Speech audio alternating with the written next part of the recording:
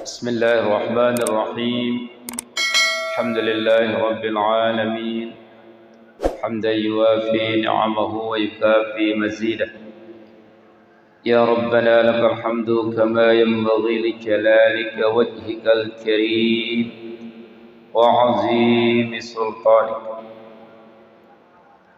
اللهم صل أمة محمد صلى الله عليه وسلم وفرج عن أمة محمد صلى الله عليه وسلم وارحم أمة محمد صلى الله عليه وسلم وانشر واحفظ وأيد نهضة الوطن في العالمين بحق محمد صلى الله عليه وسلم.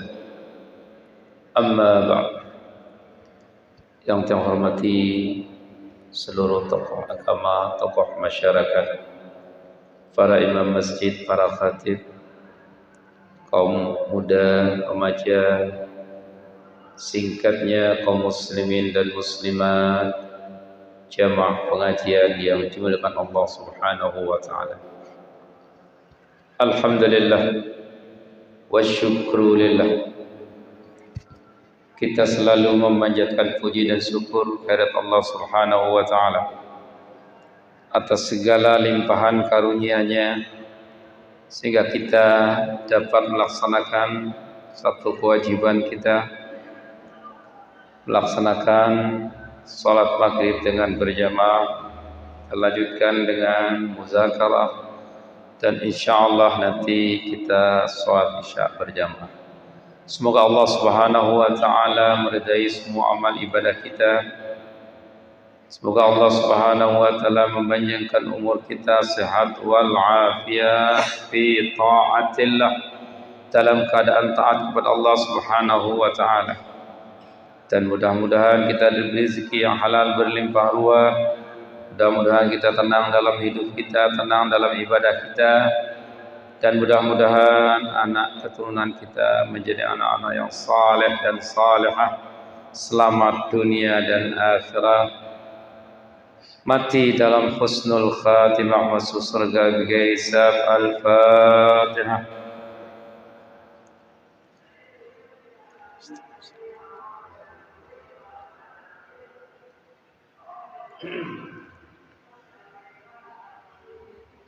Yang kedua kalinya salawat dan salam kita haturkan kepada junjungan alam besar Muhammad sallallahu alaihi wasallam.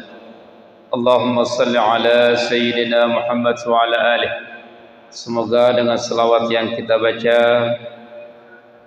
pada saatnya nanti kita akan mendapat syafaat dari baginda Nabi sallallahu alaihi wasallam.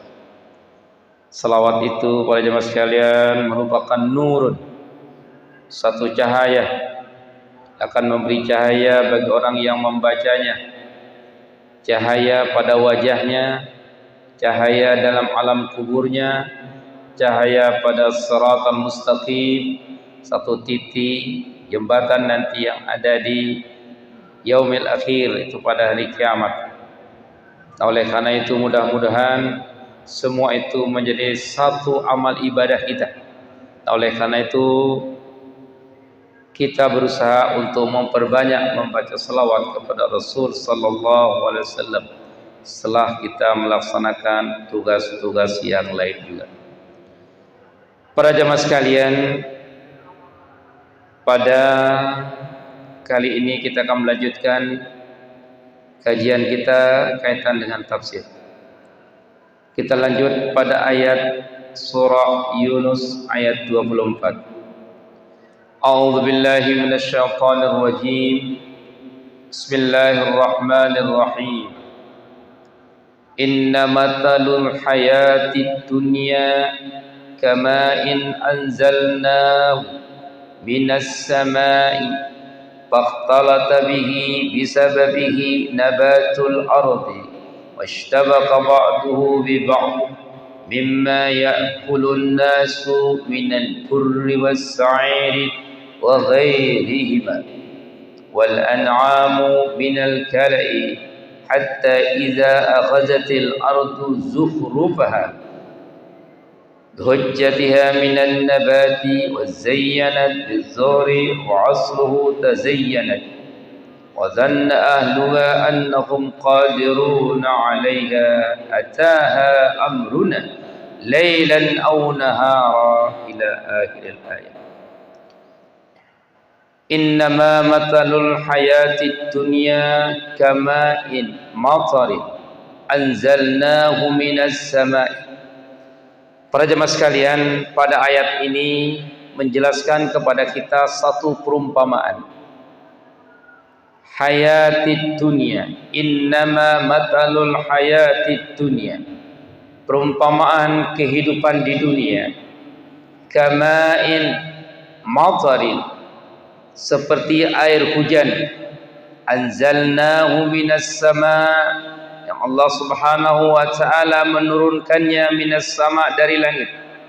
Fakhtalata bihi nabatul ardh. Jadinya ayat ini menjelaskan kepada kita perumpamaan kehidupan dunia. Diumpamakan dengan anzalnahu minas sama'i, kama'in anzalnahu minas sama'i, fakhtalata bihi ay bis sababihi nabatul ardh. Jadinya hidup di dunia ini diibaratkan air yang turun dari langit. Anzalna minas sama'. Dengan air yang turun dari langit itu tumbuhlah nabatul ardi, bermacam-macam tumbuhan yang tumbuh disebabkan oleh air yang turun dari langit. Nah, ini ada satu usaha manusia. Kehidupan ini sering terjadi bagi manusia, tidak disangka-sangka dia dapat. Ada yang diusahakan dia peroleh. Ada yang usaha terus tidak dapat juga. Anzalna minas sama'i ma'. Tidak ada usaha manusia untuk menurunkan hujan. Nah, di dalam penjelasan tafsir ini dikatakan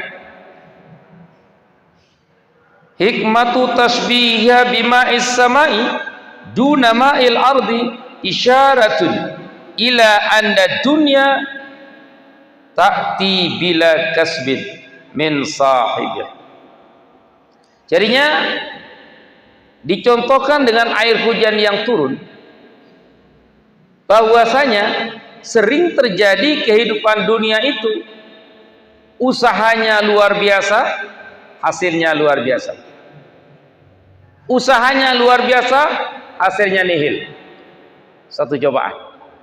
Ada yang tidak berusaha, diberi juga oleh Allah Subhanahu wa ta'ala. Nah, semua ini adalah satu ujian. Fakhtalata nabatul ardi, berbeda-beda tumbuhan yang tumbuh disebabkan oleh hujan. Ada yang padinya bagus, ada yang jagungnya bagus, ada yang tomatnya bagus, dan yang lainnya seperti itu. Ada juga yang terjadi karena terlalu deras, terlalu banyak hujan, mati juga. Nah, ini satu cobaan. Satu cobaan. Usaha yang penting bagi kita manusia. Nah, cuman yang sering terjadi bagi manusia adalah lupa akan usaha mereka. Sering terjadi tertipu daya dengan kehidupan dunia. Tidak diingat pemberian dari Allah Subhanahu wa ta'ala lebih banyak dari ibadah yang dia lakukan. Lebih banyak. Kita lihat dalam kehidupan. Rajin usaha. Alhamdulillah sukses. Sukses. Ada yang ikut rajin juga. Tidak sukses. Salahnya di mana? Satu ujian. Ada yang satu diuji oleh Allah Subhanahu wa ta'ala dengan kegagalan menurut kacamata dunia. Ada yang satu diuji oleh Allah Subhanahu wa taala dengan kesuksesan dunia. Semua ini adalah ujian ya Mas. Ujian semua. Jadi orang ini bisa selamat dengan kegagalan. Orang ini bisa selamat dengan kesuksesan. Karena gagalnya tadi pandangan dunia. Dia belum sampai tujuan. Dia bersabar. Dia tabah. Serahkan kepada Allah. Ini kadar Allah. Nilainya dia ini lebih tinggi daripada apa yang diperoleh oleh orang yang mendapat nikmat. Kemudian yang mendapat nikmat Allah Subhanahu wa taala dengan usahanya dia kurang bersyukur kepada Allah. Bisa gagal. Kenapa? Seharusnya dengan nikmat Allah yang ada pada diri kita akan meningkatkan amal ibadah. Tapi yang sering terjadi kelalaian. Karena dunia ini tipu daya. Innamal hayatud dunya laibun walahun, kata Allah Subhanahu wa taala. Sesungguhnya kehidupan dunia ini laibun walahun, permainan dan senda gurau yang bisa menipu kita manusia. Nah, disinilah peluang daripada setan masuk. Bisa terjadi dalam satu masyarakat atau bagi seseorang. Ketika masih dia sederhana kehidupannya, rajin ke masjid, rajin membantu teman-teman, rajin menolong tetangga, rajin semuanya. Tapi ketika dia sudah banyak, sudah sukses, sudah sibuk, tidak sempat datang ke masjid. Kenapa? Sibuk mengurus dunia. Nah, inilah ujian berat bagi manusia. Ketika dia masih lemah, Masya Allah. Tapi ketika Allah sudah memberi kepadanya lebih banyak lagi yang diminta, maka dia sibuk dengan mengurus dunia. Inilah yang berat bagi kesuksesan kita. Kalau kita tidak pandai mengarahkan diri kita. Kisah ini jelas dalam Al-Quran, jelas dalam sejarah Islam. Dalam sejarah Islam ada namanya Sa'labah. Sa'labah orang sederhana, ya mungkin makan gak cukup lah, minta kepada Rasul, ya Rasul doakan saya ya Rasul agar ada lebihnya sedikit untuk memperkuat saya ibadah kepada Allah. Didoakan oleh Rasul. Dapat rezeki beli kambing, beli, baru 2 kambingnya masih rajin, kena 2. Ya namanya kambing tiap bulan melahirkan.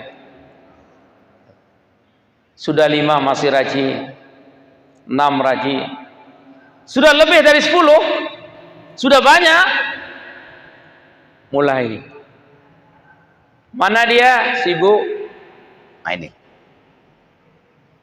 ini jemaah sekalian, satu peringatan besar bagi kita, dan mungkin terjadi bagi pribadi kita sendiri. Karena yang membuat kita jauh dari Allah Subhanahu wa taala, yang membuat kita jauh daripada masjidnya Allah Subhanahu wa taala, amrud dunyawiyah, urusan-urusan yang berkaitan dengan dunia. Seharusnya bagaimana cara kita dapat membagi waktu. Jadi tidak ada alasan bagi kita kenapa terlambat sholat. Yang selesai yang edaran kadis-kedik bro, ini termasuk menghambat sunnah. Seharusnya kedisiplinan dalam konteks ibadah membawa disiplin dalam hidup di dunia juga. 15 menit ada waktu, saya harus segini. Inilah yang terbaik. Namun kita godaan dunia ini sangat menarik. Namun apa kata Allah? Anzalna minas sama'i fakhtalata bihi bisababihi ay bisababil matar nabatul ardi mimma ya'kulun nas minal burri was sa'ir wa ghairihima.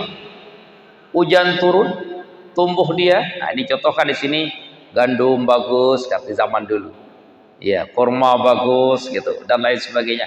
Ya kalau tanaman kita di sini ya padi, jagung dan sebagainya, dia menjadi bagus. Dan itu ada yang dimakan oleh siapa? Mimma ya'kulun nasu wal an'amu. Ada yang dimakan oleh manusia seperti gandum, seperti kurma dan lain sebagainya, seperti anggur. Nah, kalau kita di sini sekarang seperti nasi, ya kita makan beras, hasil-hasil panen lain sebagainya, wal an'am dan minal kala'i, yaitu binatang-binatang ternak. Dengan hujan turun, orang-orang yang punya sapi, yang banyak sapinya, tidak susah. Kenapa? Karena hujan turun lebat, rumputnya banyak. Disabet rumputnya, dibawakan kambingnya, dibawakan sapinya. Tapi gara-gara pergi nyari rumput, terlambat sholat zuhur, terlambat sholat asar, terlambat sholat maghrib. Nah inilah dia. Hatta iza aghazatil ardu zukhrufaha, sehingga apabila hujan itu sudah lebat turun, jadilah bumi ini sejuk, indah kelihatannya.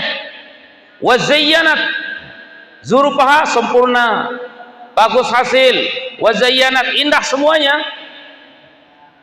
Wa zanna ahluha annahum qadiruna 'alaiha, mereka manusia itu menyangka, dikira kondisi seperti ini akan terus menerus seperti itu. Apa maknanya? Sering kita tidak ingat, apakah selamanya harta ini akan ada pada diri kita? Apakah selamanya jabatan ini ada pada diri kita? Apakah selamanya kondisi lemahnya kita, kurang ekonomi akan ada pada diri kita? Ini sangkaan manusia. Dikira orang yang banyak rezeki, menyangka dirinya akan terus menerus seperti itu. Padahal bisa terjadi.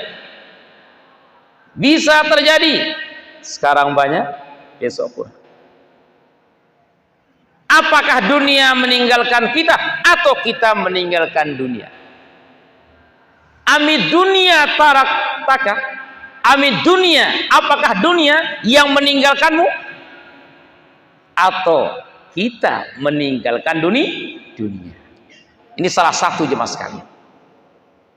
Dan oleh karena itu, ingatlah, apa yang ada pada diri kita ini diberi oleh Allah Subhanahu wa Ta'ala sifatnya sementara, bahkan bukan sementara hidup.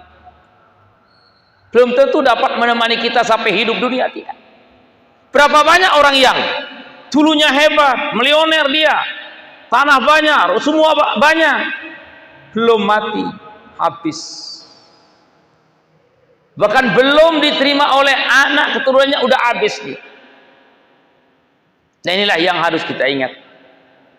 Bagaimana cara kita dapat memanfaatkan nikmat Allah yang ada pada diri kita, rezeki yang diberikan kita oleh Allah Subhanahu wa Ta'ala, untuk mendekatkan diri kepada Allah Subhanahu wa Ta'ala.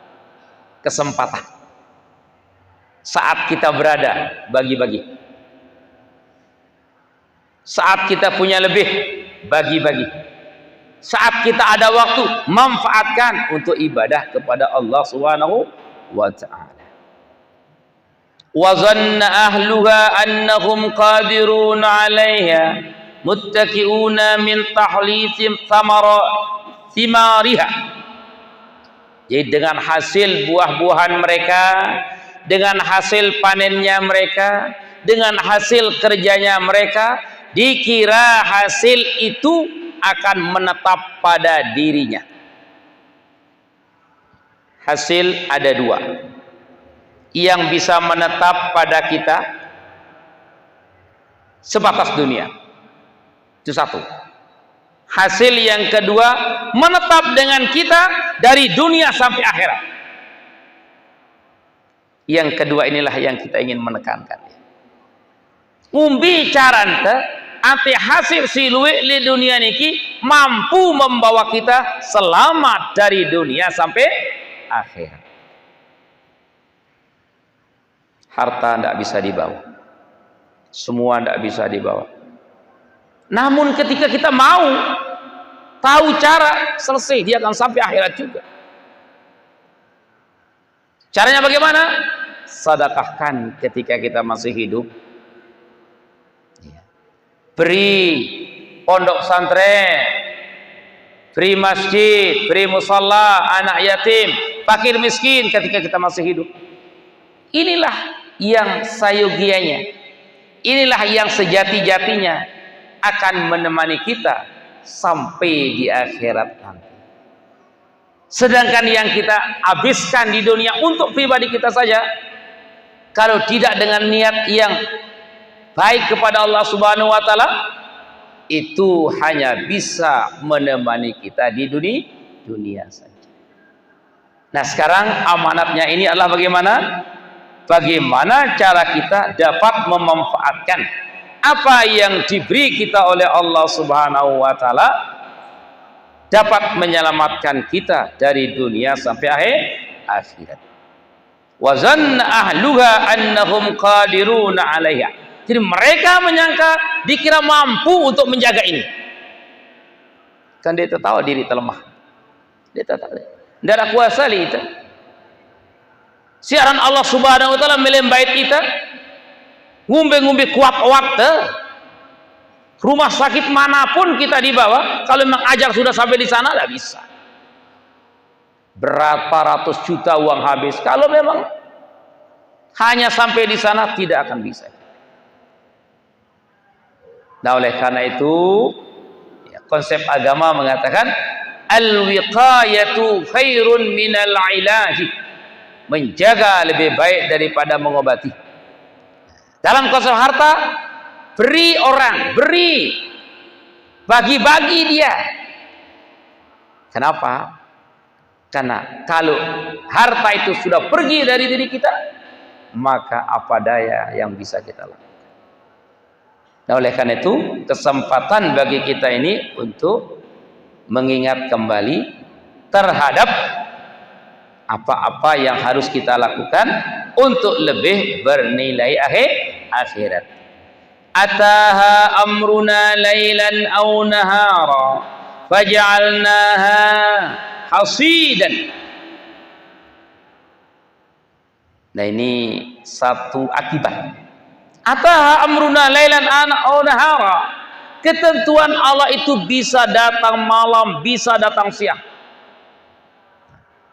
Apa maknanya? Tadi hujan turun, menumbuhkan tanaman-tanaman menjadi baik, rumput jadi bagus.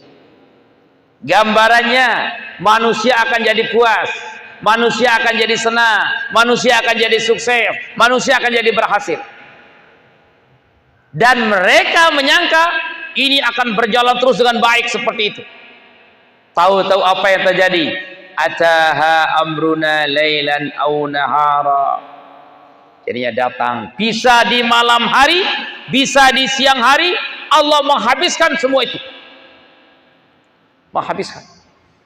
Namun dengan alat bawang bisa bor dia. Kalau sudah bor minyak turun, semalam habis bawang itu. Nah, ini bahaya. Padi, kalau sudah ulat makan, habis semalam. Ulat dijaga, disemprot dia. Tikus yang datang. Ya. Tikus tidak ada. Penyakit merah. BBA padi sinu. Nah, ini kalau Allah mau menurunkan. Dengan sekejap mata. Semua itu bisa sirna. Nah, inilah yang disuruh kita ingat sekarang.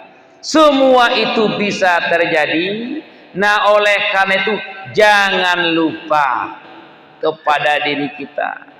Ketika kita memiliki, Ketika itu semua baik, tetap kita harus waspada. Hak-hak orang lain ada pada diri kita. Agar apa yang ada pada diri kita lebih bermanfaat. Ka'allam taghna bil ams. Tidak pernah disangka. Kok kemarin begini padi saya bagus, kok sekarang habis rusak? Kemarin bawang saya luar biasa, kok hanya semalam habis dimakan ulat? Dan inilah kalau Tuhan sudah menurunkan semua itu. Dan ini banyak terjadi jemaah sekalian. 2 tahun yang lalu di beberapa wilayah di bagian Dompu, orang menanam jagung ratusan hektar. Semalam habis dengan ulat. Ulat tidak akan keluar kecuali habis maghrib. Kalau siang sepi tidak ada apa-apa. Hanya pucuk daripada jagung aja yang putih. Tapi kalau malam habis dimakan ulat. Dan inilah satu ujian, satu peringatan bagi kita semua. Termasuk di wilayah kita juga.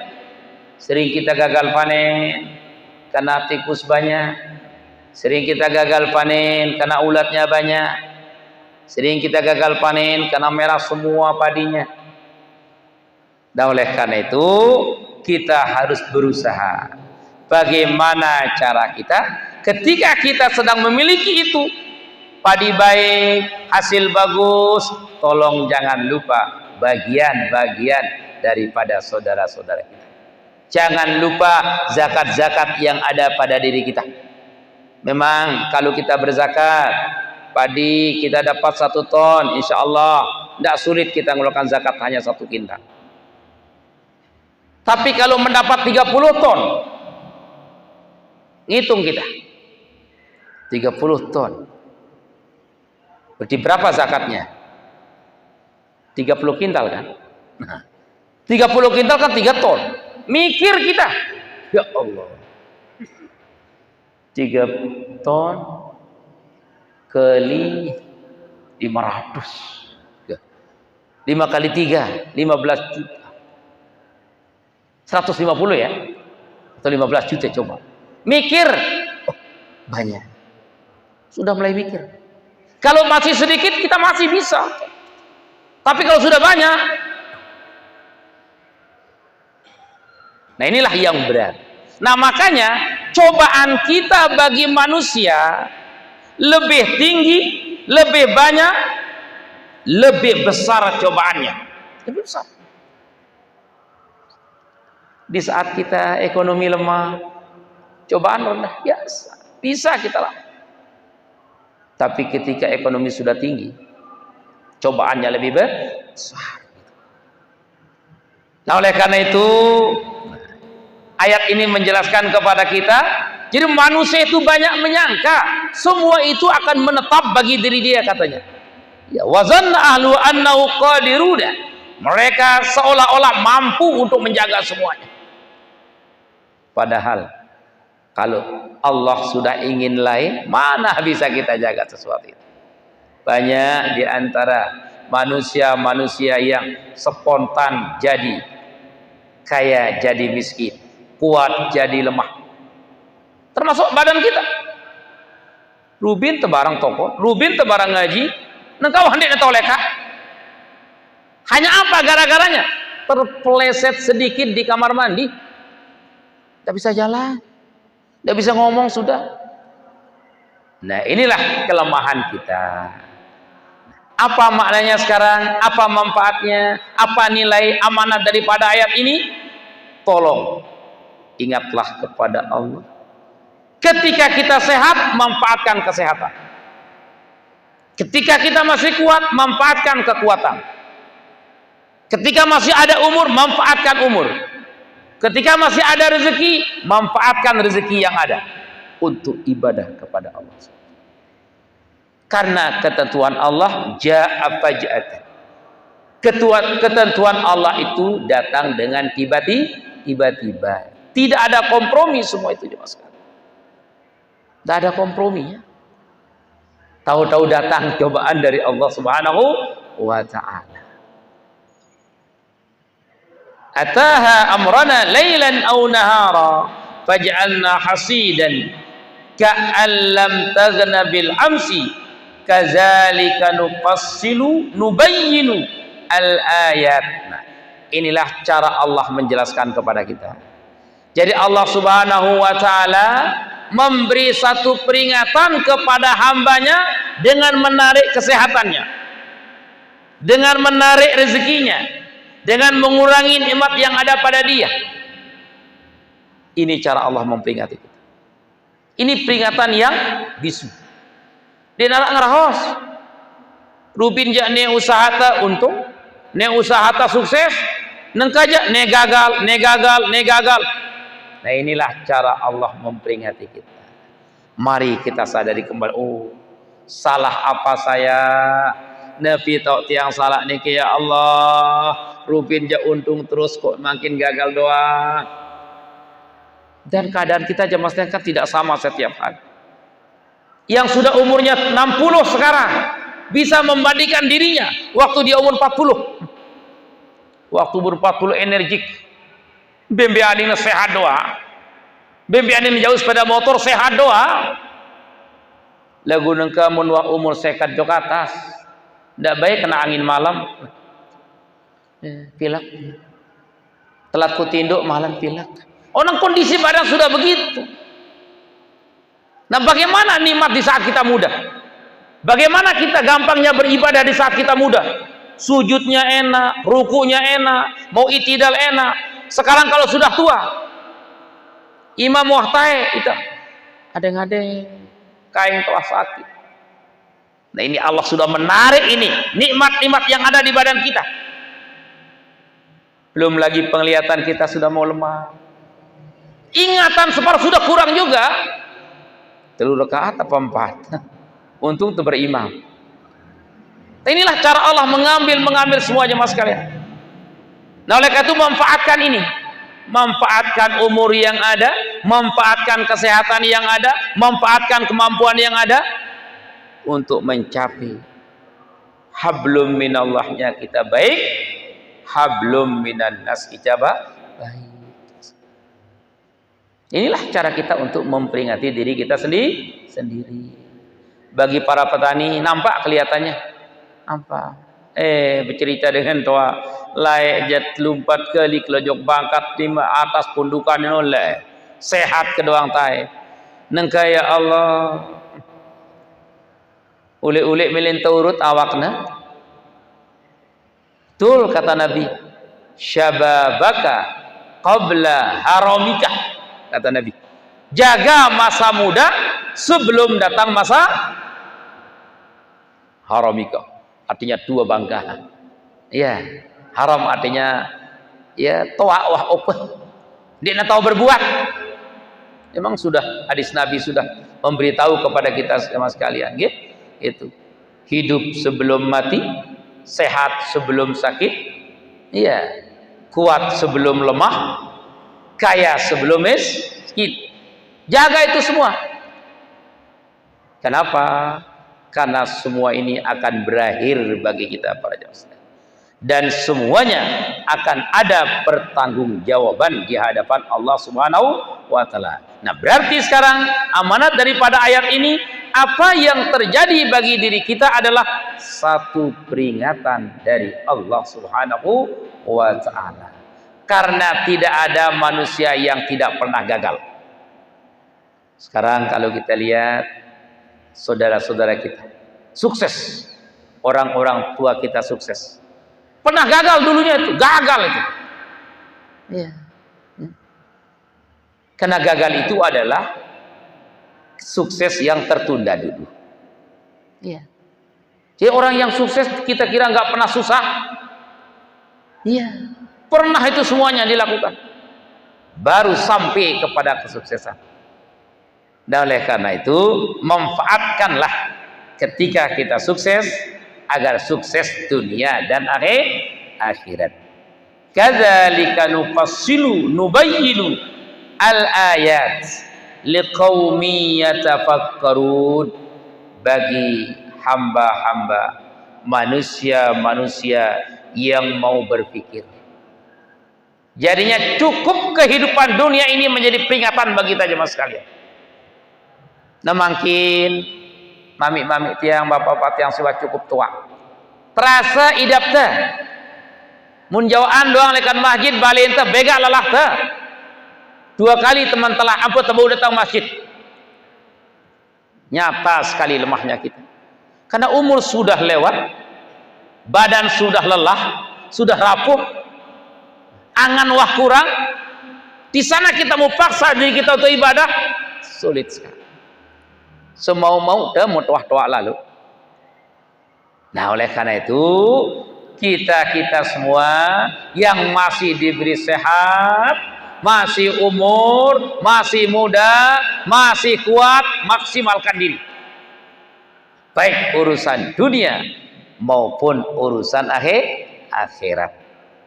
Agar dapat kita nikmati apa yang kita lakukan di dunia ini, nikmat dunia sampai kepada nikmat akhirat para jemaah sekalian.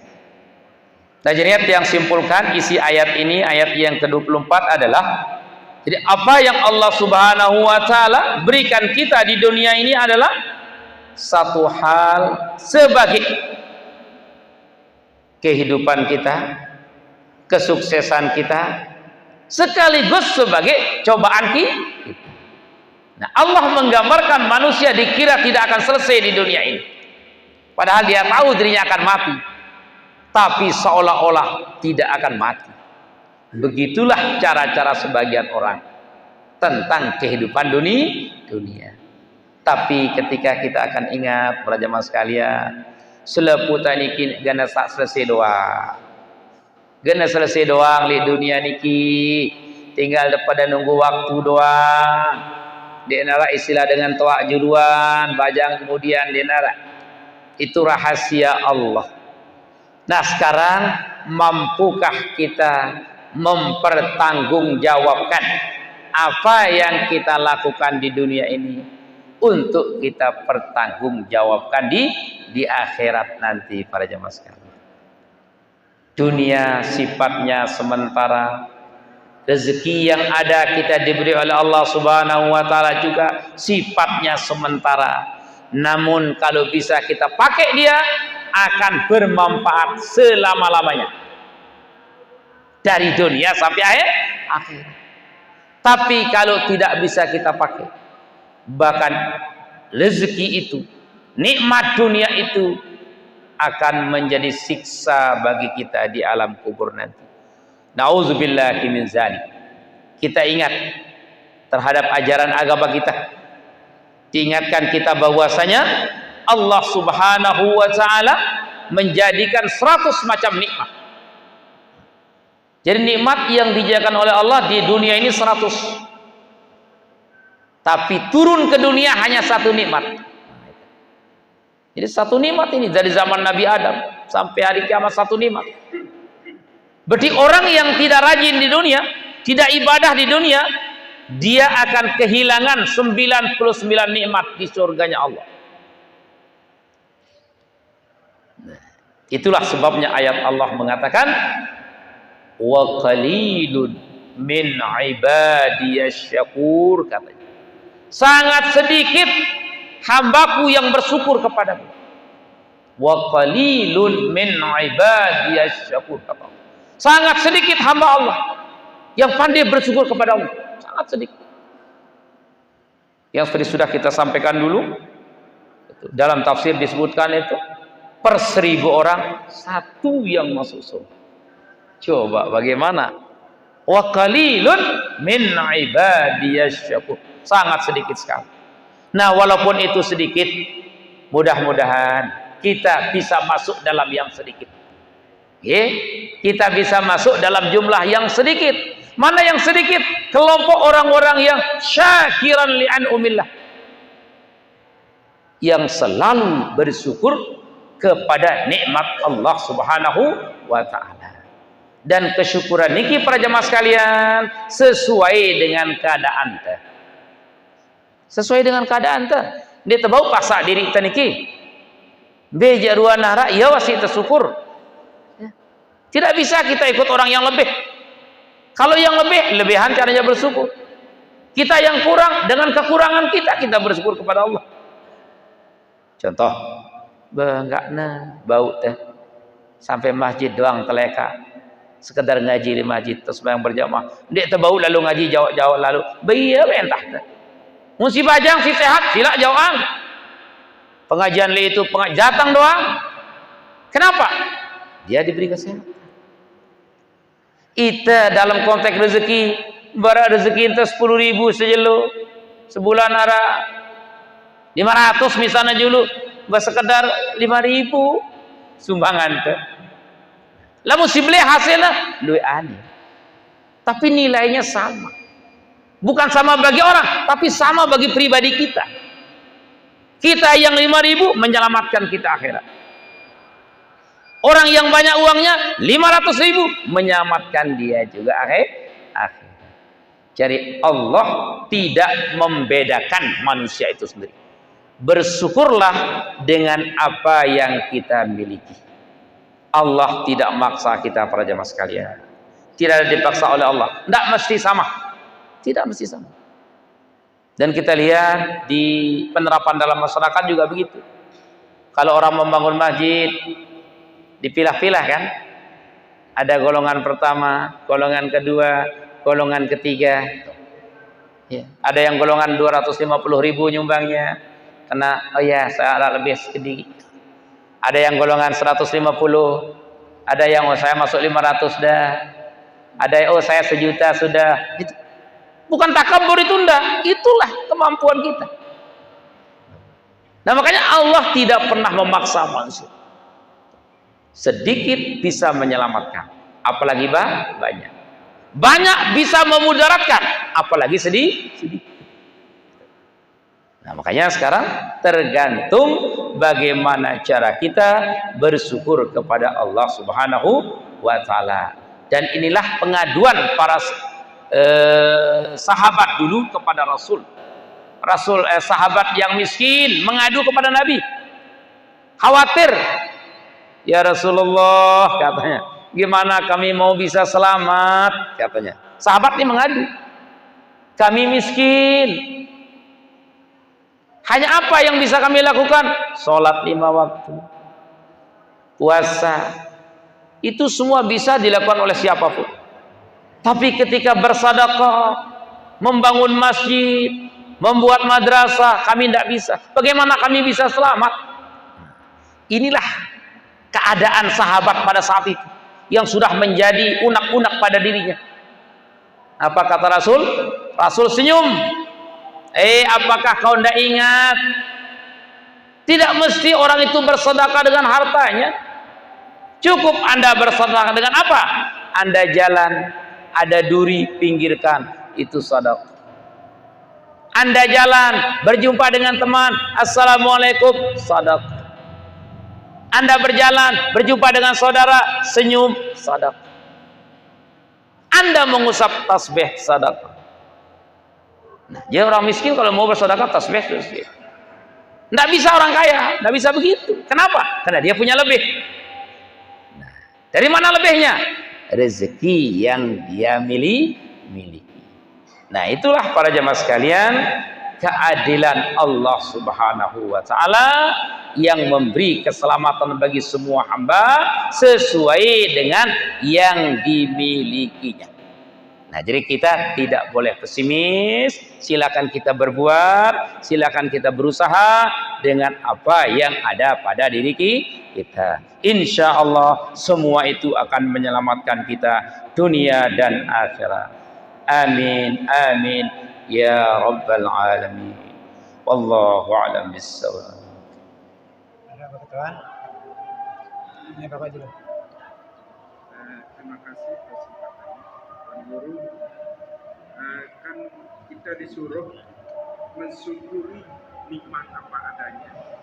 Namun kenyataannya kadang-kadang kita sampai berani berotang banyak-banyak untuk memenuhi hidup yang lebih Baik. Nah, kadang-kadang sering kita sampai-sampai tidak mampu membayar kita untuk memasakkan diri untuk mendapat kehidupan yang lebih baik. Ya. Seperti itu. Apakah kita berdosa seperti itu? Ya.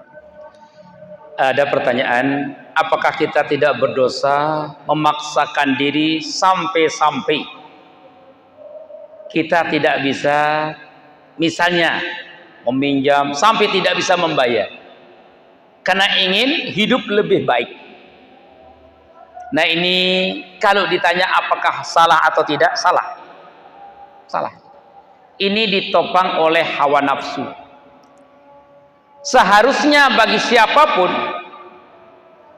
tentukan, ukur dirinya sesuai dengan kemampuan. Ya.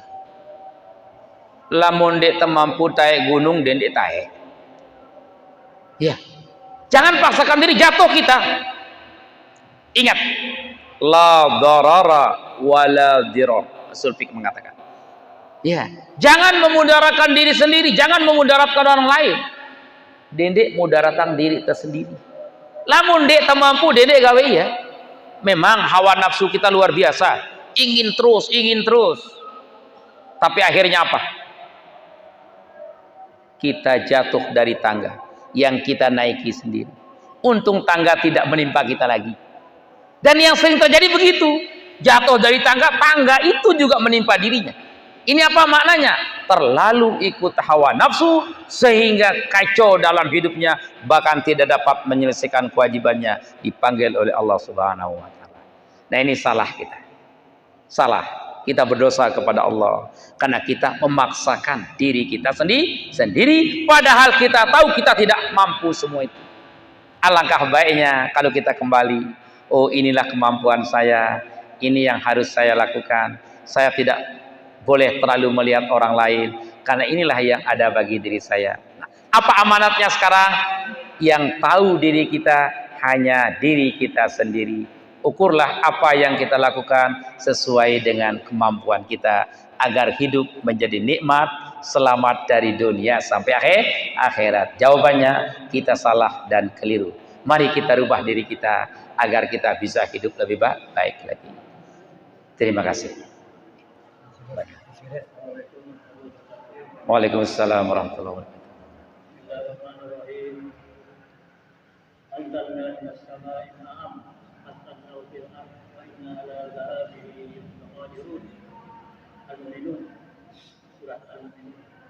Allah Subhanahu wa taala menurunkan hujan dari langit. Pertanyaan dia, Pak Guru, ketika kita di atas pesawat, di atas hujannya dari bawah. Di bawah pesawat maksud. Hujannya. Dari langit ke berapa dia turun hujan? 1, 2, 3 sampai. Sedangkan hujannya di bawah. Ya. Di langit ke berapa? Tempat hujannya. Ya. Sampun? Ya. Terima kasih. Nah, ini tinggi pertanyaannya. Langit kepira lekan turun hujan. Terus waktu buktian, itu kapal terbang, lalu jok Mekah, darah hujan di atas. Nah, jadi bahasa wa anzalna minas sama. Kan ini penggita lekan bawah. Jadi di arah langit kepira-pira. Pokoknya hujan ini sesuai dengan ayat dan hadis. Tarafaat katanya dia, apa istilah ilmu umumnya? Ada tepuk apa? Ya, sebelumnya ada hempasan ombak. Itu pada ayatnya. Bagaimana ilmu apa yang berbicara itu? Itu ada hempasan ombak, terperciklah dia, disambar awan, naiklah dia. Naik dia menjadi mendung. Kenapa dia mengatakan sama sehingga atas tahu? Ya, sama ini bukan menunjukkan langit 1, 2 dan 3 sampai 7 tidak. Tapi menunjukkan atas tempat dari turunnya dilihat dari posisi manusia yang berada di dunia. Bukan menunjukkan langit 1, 2, 3 dan 4 tidak. Karena itu alamnya alamul malakut. Baru dipahami? Kata sama bimakna yang dilihat dari bawah oleh manusia karena dia di atas. Ya. Makanya kiblat orang berdoa langit. Ya pun ngene. Itu. Kiblat orang berdoa langit gitu. Kalau kiblat orang salat Ka'bah. Yang ada madhab Ka'bah kan ini. Kalau berdoa ini. Nah, gitu.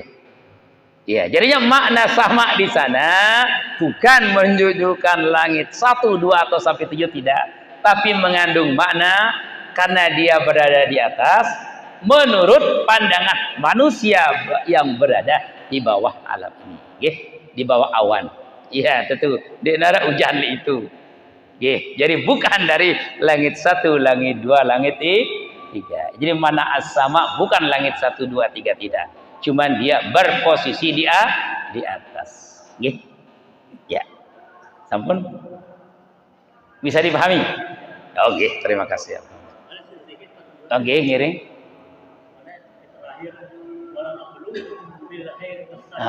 Fitnah. Jadi Allah Taala mendidik dengan baik dan jahat. Orang-orang saleh biasanya dapat musibah disebut ujian. Kalau pertanyaan dia, kalau orang-orang salah apa? Nah, ini bahasa doang ini. Orang-orang saleh ujian, orang-orang salah azab. Iya. Iya azab dia. Iya azab. Karena dia salahnya. Makanya kalau musibah itu terjadi, ada namanya peringatan, tambihan. Ada namanya azab. Nah, bagi orang yang salah dan berbuat itu azab. Bagi orang yang nggak salah, tambihan. Itu satu peringatan. Syukur itu arak ditiba. Oh, musibah sallallahu alaihi. Untung dek wah gawe iya. Peringatan. Jadi orang yang soleh itu peringatan, orang yang salah azab. Iya seperti itu. Ya itu dalam hadis disebutkan itu. Nggih. Disebutkan seperti itu. Jadinya yang salah itu sebagai azab dunia masih nggih gitu. Orang yang tidak melakukan, kalau bahasa sederhananya, supaya jangan ada pemilihan dari salah dan saleh, tidak usah kita pakai mungkin. Ya, jadinya orang yang berbuat dia menjadi satu azab, orang yang tidak berbuat menjadi satu peringatan. Oh, soleh dengan toleh beda. Itu bahasa Arab itu memang. Toleh itu orang pura-pura soleh. Itu toleh bahasa Arabnya. Toleh. Jadi ngene, ndek na tahu pura-pura tahu, toleh. Nah, ndek na saleh pura-pura soleh.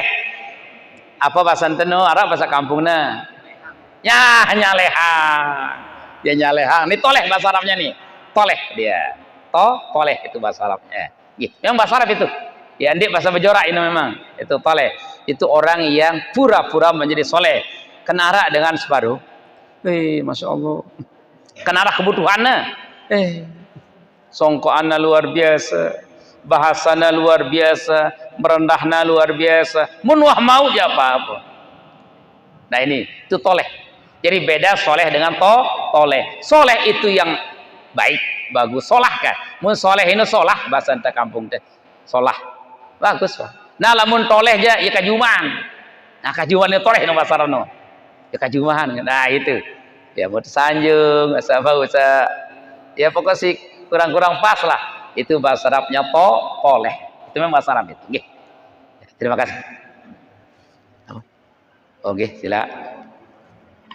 Kaitannya memaklumi masalah kita dengan sholat jamaah. Ada 3 imam sujud sahwi.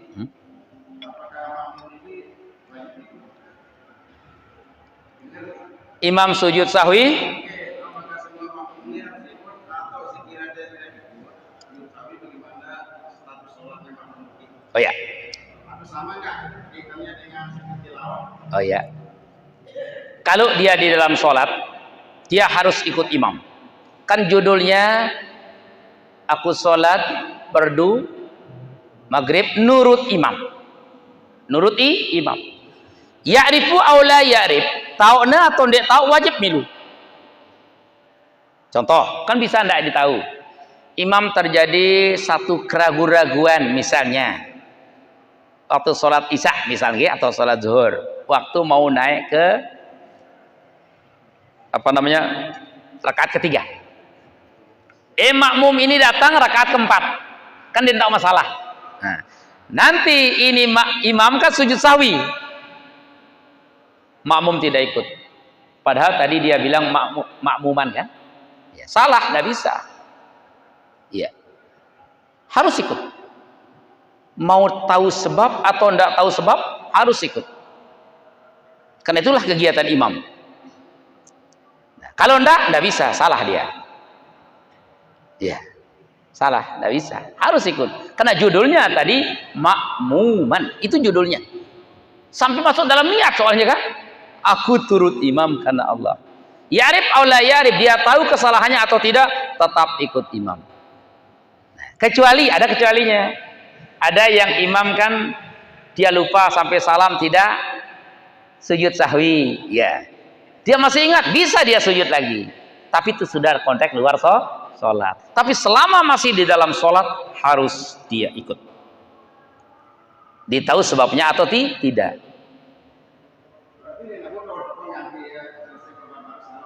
Apa alasannya? Karena tidak tahu, karena sengaja, karena tidak milih turut imam, karena merasa tidak tahu penyebabnya, tidak bisa. Kecuali dimaklumi kalau dia memang tidak tahu, dia paham apa kenana, baru dimaafkan. Tapi kalau dia sudah mengaji tidak bisa. Ya, artinya dia sudah tahu, gitu, ya. Nah, karena dia judulnya makmuman, ikut kepada imam.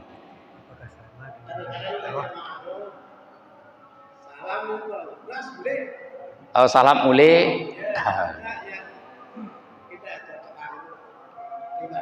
Oh, Mbak Inu jalan. Nah, jadinya begini, para jemaah sekalian, kalau kaitan kita dengan berimam, kita urusan senang tidak senang, mau ikut tidak ikut, ketika dalam posisi sholat harus dihilangkan. Yeah. Pokoknya menuah tepat posisi Allahu Akbar, hilangkan urusan-urusan kaitan dengan dunia lah secara kasarnya. Kurang setuju, kurang senang, kurang pas, di pada pikiran, hilangkan semua. Anggaplah itu pribadi orang. Hatta orang misalnya satu imam, menurut itu pegawai salat doang gawena. Hatta misalnya julu, lagu kita wa Allahu Akbar harus itu. Paling mengurangi nilai bagi diri kita. Kenapa? Nah, ini ada masalah berat. Mana lebih baik nilai kurang daripada fitnah muncul? Nah, ini yang kita jaga. Allahu Akbar. Ana ya jari imam. Waalaikumsalam. Uli. Nah, ini fitnah besar ini. Fitnah besar akan terjadi. Kena uli apa ki? Nah, lebih baik menjaga fitnah daripada kurang nilai sedikit. Kok bisa kurang nilai? Kan kurang husu ya dengan orang yang sholat kan kurang husu. Aduh, tidak tenang dengan karena imam dong kita ini. Nah, makanya hati-hati kita menentukan imam, pengurus masjid. Siapa menentukan imam? Pengurus masjid apa remaja masjid? Hati-hati. Buatlah imam yang kurang masalah.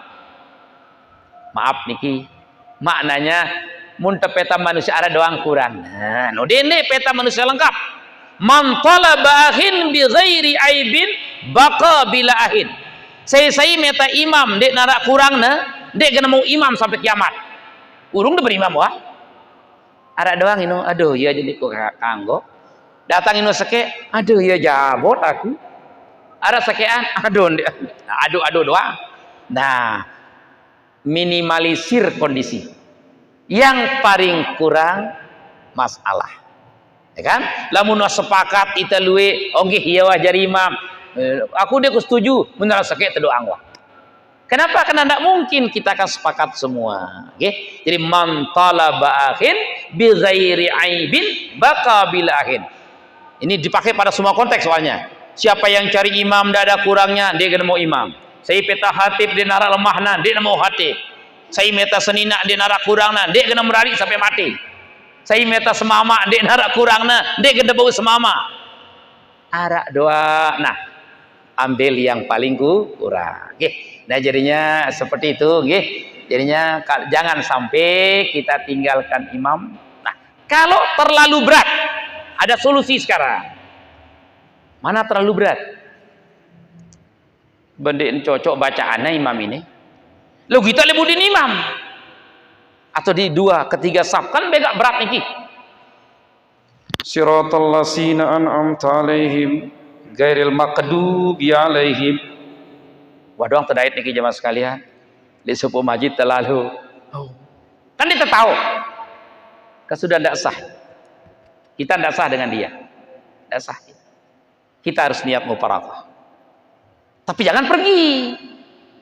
Dia ruku, kita ruku, bukan ruku bersama. Ini sholat bersama kita, bukan berjamaah. Itu solusi. Inilah dijaga sama agama. Ndak kisugul langsung. Duh imam dia pejin tahu ini. Nanda teduk doang wah. Nah ini namanya solusi. Karena fitnah ini sangat berat. Tadi kalau semua imam dengan makmumnya sekian orang pada bacaannya sah bagi dia.